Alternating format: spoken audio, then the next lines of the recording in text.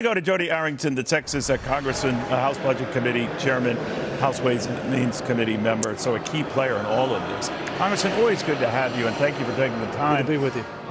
You know, the fact of the matter is, people like Warren Buffett has said over the weekend that, you know, the government's going to just have to raise taxes, that it doesn't have the inherent ability to keep an eye on spending, so the only other alternative is to raise taxes. How do you feel about that? Well, I don't think Mr. Buffett has looked at our balance sheet and dug into our spending as a nation. We are spending $240 billion a year on wasteful and fraudulent spending within entitlements. And that's over the 10-year budget windows more than the entire Russian economy. That's just one area. We're having a hearing tomorrow on the cost of the border chaos.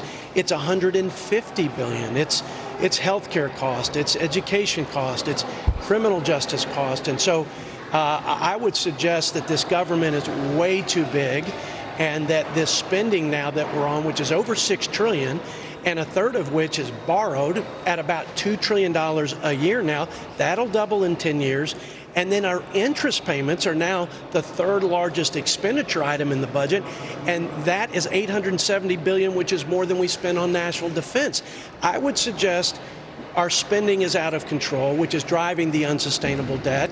And we also have to address the insolvency and unsustainability of those important safety nets for seniors that you mentioned earlier in the program. Now, I do know that President Trump has said, and especially if he gets back into the White House, he's not too keen and aggressively going after entitlements, even though at another event he did talk about the possibility down the road we might be having to do that.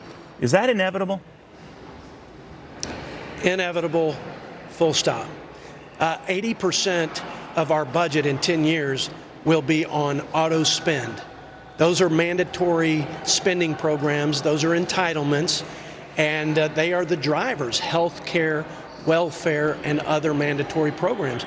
You can't save this country from the inevitable debt calamity if you don't address these entitlements. And there's a tremendous amount of waste. There are common sense solutions like welfare reforms, just work requirements that we have in, say, TANF and food stamps. Apply that to Medicaid. You're talking about tens of billions of dollars. I could dig into it in specifics, but you can't get there from here, as we say in Texas, in terms of staving off the debt crisis, strengthening the balance sheet, and growing our economy without dealing with those entitlement programs. Where do you see all of this going, Congressman? I know because next year those Trump tax cuts expire. If he were to be elected president and he was working with a Republican Congress, they might be, you know, renewed again. But if it's a mixed government situation, especially if Joe Biden is reelected, that is highly unlikely. Your thoughts? If it's Joe Biden, we already know the playbook because he submitted his budget, and his budget doubles down on the cradle-to-grave welfare expansion. He doubles down on expanding mandatory spending by almost $3 trillion. He also doubles down on taxes and regulations and the things that are suppressing our growth. President Trump will bring a pro-growth agenda. And, Neil, here's what I'd tell you and your viewers. If we can just grow 1% over the 2% that CBO projects over the 10-year budget window, just 1%, that will bring down the deficit by $3 trillion. But we have to link that with mandatory spending reforms and reining in the spending.